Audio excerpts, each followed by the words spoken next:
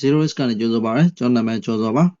zero risk team ကနေ run နေတဲ့ system တစ်ခုနဲ့မိတ်ဆက်ပေးပါစေတော့ပထမဆုံးအနေနဲ့ကျွန်တော်တို့ရဲ့ system မှာဆိုလို့ရှိရင် funded နဲ့ portfolio ဆိုပြီးတော့နှစ်ပိုင်းရှိတယ်အဲ့မှာ funded ကကြတော့ကျွန်တော်တို့ zero risk trading system ကိုသင်ပေးတာဖြစ်ပါတယ်အဓိကကျွန်တော်တို့ fund ဖြည့်တဲ့အခါမှာသုံးတဲ့system ဖြစ်ပါတယ် funded တွေအတွက်အဓိကထားပြီးတိစောက်ထားတဲ့trading system တစ်ခုဖြစ်တယ်ပေါ့လေအဲ့ကောင်ကျွန်တော်တို့ပထမဆုံးသင်ပေးတယ်နောက်တစ်ခုက funded account management တွေဖြစ်ပါတယ် management ဘိုင်းပေါ့လေဆိုတော့ funded account တွေကို management လုပ်တဲ့အပိုင်းဖြစ်ပါတယ်ဆိုတော့ဒီကောင်ကတော့ funded မှာအဲ့နှစ်ချက်ရှိပါမယ်နောက်တစ်ခု portfolio ပေါ့လေ portfolio ကတော့ zero risk portfolio strategy ဆိုပြီးတော့တည်တံ့ရှိပါတယ်ဒီ strategy ကတော့ investment ဘိုင်းပေါ့လေ crypto တို့ stock တို့ကျွန်တော်တို့ investment လုပ်ပါတယ်ဆိုတော့ဒီကောင်လည်းကျွန်တော်တို့သင်ပေးပါတယ်နောက်တစ်ခုကကြတော့ funded နဲ့ portfolio mix ဆိုတော့ဒီကျွန်တော်တို့ရဲ့ funded account နေနဲ့เนาะကျွန်တော်တို့တိစောက်ထားတဲ့ portfolio တွေ mix လုပ်ပြီးတော့ risk management ဘယ်လိုလုပ်မလဲဆိုတဲ့အပိုင်းတွေကိုကျွန်တော်တို့ဖြစ်ပါတယ်နောက်တစ်ချက်ကတော့ long term ပေါ့လေဆိုတော့ trading မှာ long term ရပ်တည်နိုင်ဖို့တော်တော်မလွယ်ပါဘူးအဲ့ဒီအတွက်ကျွန်တော်တို့ရပ်တည်လို့ရအောင် compounding strategy ဆိုတာရှိပါတယ်အဲ့ strategy တစ်ခုကျွန်တော်တို့ထပ်ပြီးတော့သင်ပေးပါတယ်ဆိုတော့ဒီ long term အတွက်ကိုကျွန်တော်တို့ကအဓိက run နဲ့ဒီခြုံငုံပြီးသုံးသပ်မယ်ဆိုလို့ရှိရင်ပေါ့လေဒီ system တစ်ခုလုံးကကျွန်တော် long term မှာအဆင်ပြေအောင်တိစောက်ထားတဲ့ system တစ်ခုဖြစ်ပါတယ် long term အတွက်ပဲကျွန်တော်တို့ရည်ရွယ်ပြီးတော့တိစောက်ထားတာဖြစ်ပါတယ်ဒါကြောင့်မလို့သူများတွေထင်တယ်လို့ကျွန်တော်တို့ရဲ့ system ကိုသင်ပြီးတာနဲ့နော်တခါ withdraw တွေထုတ်တခါချမ်းသာမယ်လို့ထင်တော့မှာပါကျွန်တော်တို့လုံးမပေးနိုင်ပါဘူးဆိုတော့ long term မှာကျွန်တော်တို့ရေရှည်ရပ်တည်နိုင်အောင်တိစောက်ထားတဲ့ system တစ်ခုဖြစ်ပါတယ်ဒါကြောင့်မလို့အချိန်ကြပါတယ်သင်တဲ့အခါမှာလည်းအချိန်ယူရပါတယ် train တဲ့အခါမှာလည်းအချိန်ယူရပါတယ်ဆိုတော့ရေရှည်ရပ်တည်နိုင်အောင်ကျွန်တော်တို့တိစောက်တဲ့အပိုင်းအောင်သွားတာဖြစ်တဲ့အတွက်ကျွန်တော်တို့ capital ကိုမြင့်အောင်ကြီးအောင်ဘယ်လိုရေရှည် long term မှာဘယ်လိုလုပ်မလဲဆိုတဲ့အပိုင်းတွေကိုအဓိကသွားတာဖြစ်ပါတယ်ဆိုတော့ဒီ portfolio ဆိုတာလည်းအဓိကအဲ့ဒီအတွက်ကျွန်တော်တို့တိစောက်တာဖြစ်ပါတယ်ဆိုတော့ဒီနောက်တစ်ခုကကျွန်တော် wealthy building focus ဖြစ်ပါတယ်ဒါကတော့ next level ပေါ့လေကျွန်တော် team မှာ next level ရောက်နေတဲ့သူ next level ဆိုတာတော့အကြီးအကျယ်ရှောက်ပြောတာပေါ့လေတကယ်ကတော့ capital မြင့်တဲ့သူတွေပေါ့လေ capital မြင့်တဲ့သူတွေအတွက်ကျွန်တော် wealthy building focus ဆိုတဲ့ဟာဆက်သင်ပေးတာဖြစ်ပါတယ်ဆိုတော့ဒီကောင်ကတော့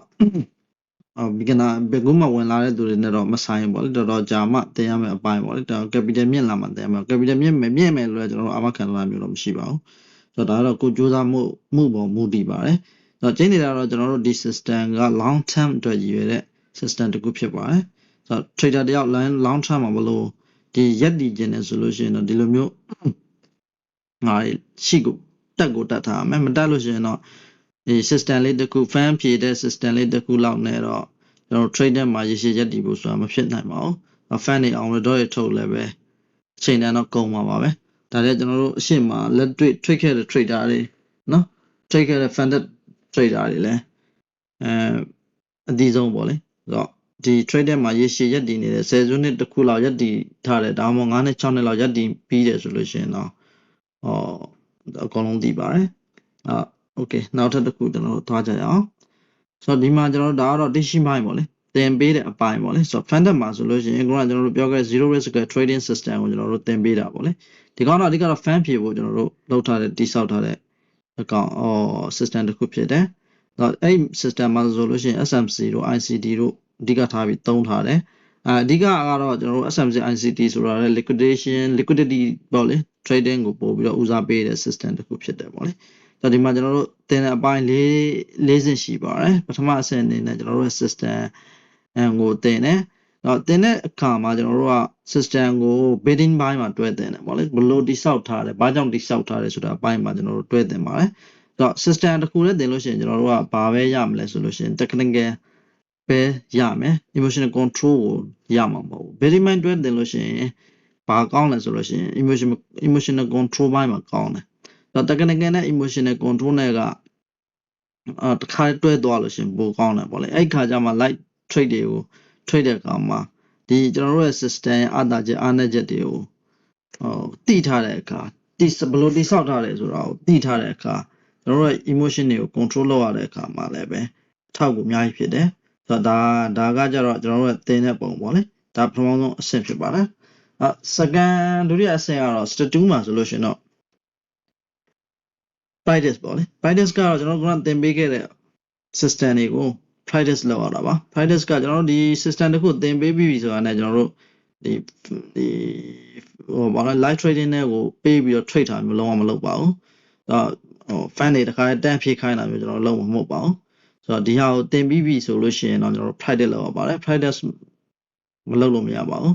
ဆိုတော့နောက်တစ်ခုကတော့ backtesting tool တွေပေါ့လေ backtesting tool တွေအကြောင်းကျွန်တော်တို့သင်ပေးတယ် backtesting နဲ့ပတ်သက်တဲ့အရေးကြီးတဲ့ point တွေကျွန်တော်တို့သင်ပေးတယ်အဲ့ဒါနဲ့ practice အကုန်လုံးတွဲပြီးလေ့ကျင့်ရတယ်ပေါ့ဗျာဆိုလိုချင်တာကတော့ backtesting tool တွေနဲ့တွဲပြီးလေ့ကျင့်ရမယ်ပြီးလို့ရှိရင် live trading ပေါ့လေstep 3ကတော့ live trading လုပ်ရတဲ့ကာလဖြစ်ပါတယ်ဒီကောင်ကကြတော့ live trading မှာတောင်ကျွန်တော်တို့ကတကယ်ကျွန်တော်တို့ရဲ့ပတ်စံကိုထည့်ပြီးထွက်ရတဲ့ကာလမဟုတ်သေးပါဘူး live trading ဆိုတာ live trade တာတော့ဟုတ်တယ်ဒါပေမဲ့ဒီမှာဒီ fan တွေကနေကျင်းပပြီး combination တွေရှိတယ်အဲ့ combination တွေဝင်ပြိုင်တာမျိုးတွေကျွန်တော်လုပ်ရတယ်ဒါမှမဟုတ်ကျွန်တော်တို့ရဲ့ team ကနေပြီးတော့လုပ်ပေးတဲ့ပြိုင်ပွဲတွေရှိတယ်စုကြီးတွေလည်းရှိပါတယ်ဆိုတော့အဲ့အရာတွေဝင်ပြိုင်ရပါတယ်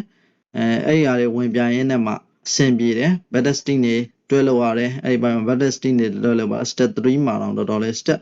ဆိုတော့ဒီပိုင်းမှာဆို step 2နဲ့ step 3ပိုင်းမှာတော့တော်တော်ကြာပါတယ်ဆိုတော့အချိန်ပေးပြီးတော့တော်တော်လေးသင်ရမယ်လို့ကျွန်တော်ထင်တယ်သင်ချိန်ပေးပြီးတော့သင်မှပဲအဆင်ပြေမယ်လို့ပဲကျွန်တော်ထင်ပါတယ်ဆိုတော့နောက်တစ်ခုကကြတော့ funded challenge ပေါ့လေဒီဘက်မှာကြတော့ funded challenge တွေကိုဖြေရတဲ့အပိုင်းဖြစ်ပါတယ်ဆိုတော့တကယ်ကျွန်တော်တို့ရဲ့ပတ်စံတွေကိုထည့်ပြီးတော့ဝယ်ပြီးတော့ challenge တွေဝယ်ပြီးတော့ဖြေရတော့မယ်အပိုင်းဖြစ်ပါတယ်အဲ့ဒီမှာဆိုလို့ရှိရင်ကျွန်တော်တို့ team အနေနဲ့ request လုပ်တာတခုရှိပါတယ်အဲ့ဒါဒီ system ကိုတခါလေးပြောရရင်ကျွန်တော်တို့ထည့်ပြောကြပါတယ်ဆိုတော့ကျွန်တော်တို့ team ကိုလာ join တဲ့သူတွေလည်းပဲဒါကိုမဖြစ်မနေသိထားဖို့လိုပါတယ်ဆိုတော့ add on embass တွေရှိတယ် add on embass ကကျွန်တော်တို့ team ကနေလောက်တာဖြစ်ပါတယ် add on ဆိုတာက fan မှာနော် fan မှာကျွန်တော်တို့ဥပမာ withdraw ထုတ်တဲ့အခါမှာ 18% ကျွန်တော်တို့က withdraw ထုတ်တယ်ပေါ့လေ withdraw ထုတ်လို့ရှိရင်ကျွန်တော်တို့80%ကကျွန်တော်တို့ရတယ်ဆိုတော့ withdraw ထုတ်တယ်လို့ပေါ့ fan ဖြည့်တယ်fan အောင်ပြီးတော့ fan ဖြည့်တဲ့သူက80%ရတယ်ဆိုလို့ရှိရင်20%ကသူတို့ဖြတ်ယူလာဒီအဲ့မဲ့မတိုင်ခင်မှာအရှိမကျွန်တော်တို့ fan တွေကိုဝယ်ဖြည့်တဲ့အခါမှာဆိုတော့ add on ဆိုတာရှိတယ် add on က 50% နဲ့ကျွန်တော်တို့ add on ဆိုတာရှိတယ်အဲ့ 50% နဲ့ add on ဆိုလို့ရှိရင်အဲ့အတွက်ကျွန်တော်တို့ပတ်စံအပိုဆောင်ပေါ့ဗျာဥပမာအကောင့်ဝယ်လို့$100ကျတယ်ဆိုရင် 50% နဲ့အတွက် add on အတွက်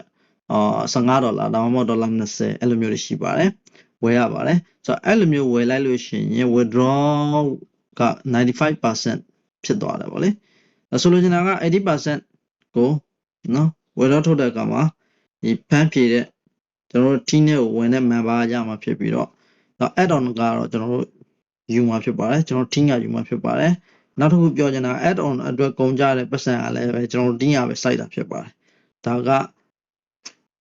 request လုပ်တာပါဘာလို့လဲဆိုကျွန်တော်တို့ကိုယ်တိုင် train ပေးထားတဲ့ကျောင်းသားတယောက်ကိုကျွန်တော်တို့ယုံကြည်နဲ့ embass လုပ်တဲ့သဘောမျိုးလည်းဖြစ်ပါတယ်နောက်တစ်ခုကကျွန်တော်တို့ရဲ့ဒီပေါ့လေ online ပေါ်ကျွန်တော်တို့ရောက်လာတဲ့အဓိကအကြောင်းအရာလည်းအဲ့ဒါပဲဖြစ်ပါတယ်ကျွန်တော် business တစ်ခုတိစောက်ချင်လို့ရောက်လာတာဖြစ်ပါတယ်ဒီအဓိကအပြင်ကျွန်တော်တို့သင်တန်းတွေဖွင့်ပြီးတော့သင်တန်းကနေရတဲ့ပတ်စံတွေနဲ့ကျွန်တော်တို့ရက်တည်တာမျိုးမလုပ်ချင်ပါဘူးဆိုတော့ကျွန်တော်တို့အဓိက embass လုပ်ချင်တာကဒီအပိုင်းဖြစ်ပါတယ်ဆိုတော့တကယ်ကျွန်တော်တို့ရဲ့ system ကိုကျွန်တော်တို့ယုံကြည်လို့ဒီလိုမျိုးလုပ်တာလဲပါပါတယ်ဆိုတော့ဒါကတော့ကျွန်တော်တို့ request လုပ်ထားတာပါ add on embass ကတော့ဆိုတော့ဒီမှာဆိုလို့ရှိရင် step 4မှာဆို funded challenge တွေဖြည့်တဲ့အခါမှာ add on embass ကတော့ကျွန်တော်တို့ team ကလုပ်မှာဖြစ်ပါတယ်အဲ့ဒီဟာကိုဒီမှာ team member ကဝယ်လို့မရပါဘူးဆိုတော့ဒါကကြိုပြီး request လုပ်ထားတာပါဆိုတော့နောက်တစ်ခုကျွန်တော်တော့လာမှာနော်ဒါကတော့ portfolio ဘိုင်းဖြစ်ပါတယ်ဆိုတော့ဒီမှာဆိုလို့ရှိရင်အဆင့်နှစ်ခုရှိတယ်ပေါ့လေဒီ portfolio သင်ပေးတဲ့အခါမှာအဆင့်နှစ်ခုရှိတယ်နံပါတ်1ကတော့ money management ပေါ့လေ money management ဆိုတာကကိုယ့်ရဲ့ဒီမှာကြိုပြီးတော့ကျွန်တော်ပြောစရာရှိတယ် money management လို့ပြောလို့ရှိရင်ဒီ level ကအရင်ကျယ်တယ်ပတ်စံတွေကို money management လုပ်တဲ့အပိုင်းဆိုလို့ရှိရင်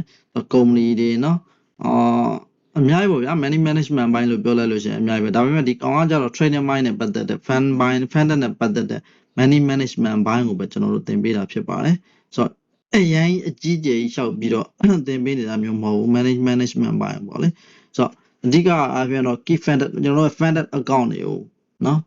ဘယ်လိုကာကွယ်မလဲဆိုတဲ့အပိုင်းတွေကိုကျွန်တော် money management လုပ်ပါတယ် ဒီ covering လောက်တာပေါ့လေဆိုတော့ကျွန်တော်တို့ရဲ့ဟို capital covering အဓိကလုပ်ဖို့အတွက် money management ကျွန်တော်သင်ပေးတာဖြစ်ပါတယ်နောက်တစ်ခုကတော့ statute ပေါ့လေ statute မှာဆိုလို့ရှိရင်တော့ investment ဘိုင်းဖြစ်ပါတယ် investment ဘိုင်းကကြတော့ကျွန်တော်တို့ zero risk investment strategy ကိုထပ်သင်ပေးပါတယ်ကျွန်တော်တို့ရဲ့ strategy က crypto နဲ့ stock တွေမှာကျွန်တော်တို့ invest လုပ်တဲ့ strategy တစ်ခုကျွန်တော်တို့တိစောက်ထားတာရှိပါတယ်အဲ strategy ကိုထပ်သင်ပေးတာဖြစ်ပါတယ်ဒီကောင်မှာဆိုလို့ရှိရင်တော့အရင်ကြီးသင်ပေးစရာမလိုပေမဲ့မဖြစ်မနေလိုက်နာရမယ့်rule and regulation တွေတော့ရှိပါတယ်အဲ့ဒီဟာတွေအဓိကထားပြီးသင်ပေးတာဖြစ်ပါတယ်နောက်တစ်ခုကတော့ N ပေါ့လေ N ဆိုတာကတော့ကျွန်တော်တို့အတိုးနှုံးတွေပေါ့လေကျို့အတိုးနှုံးတွေကျွန်တော်တို့ထားတာတွေရှိပါတယ်portfolio funded နဲ့ကျွန်တော်တို့ zero risk system ကပေါ့လေအဓိကအဖြစ်ဒီ funded နဲ့ portfolio နဲ့ပေါင်းပြီးတော့ကျွန်တော်တို့တိစောက်ထားတဲ့ trading system ဆိုပုံမှန်ပါတယ်ဖမ်းဖြေရုံ system တစ်ခုတည်းကျွန်တော်တို့သင်တာမဟုတ်ပါဘူး long term အတွက်အဓိကထားပြီးတော့တိစောက်ထားတဲ့ system တစ်ခုဖြစ်တယ်လို့ကျွန်တော်တို့ကိုယ်တိုင် investment လုပ်တဲ့ဒီကျွန်တော်တို့တင်နန်းသားတွေကျွန်တော်တို့ရဲ့ဒီ member တွေပေါ်မှာကျွန်တော်တို့ကိုယ်တိုင် investment လုပ်ဖို့အတွက်တိစောက်ထားတဲ့system တစ်ခုဖြစ်ပါတယ်ကျွန်တော်တို့ရဲ့ team ကို join နေတယ်ဆိုလို့ရှိရင်တော့ကျွန်တော်တို့ Fiverr မှာ account ကျွန်တော်တို့ချပေးထားပါတယ် Telegram account Fiverr account နဲ့ကျွန်တော်တို့ချပေးထားပါတယ်အဲ့ဒီကနေဆက်သွယ်ပြီးစာရင်းပေးလို့ရပါတယ်ဒီ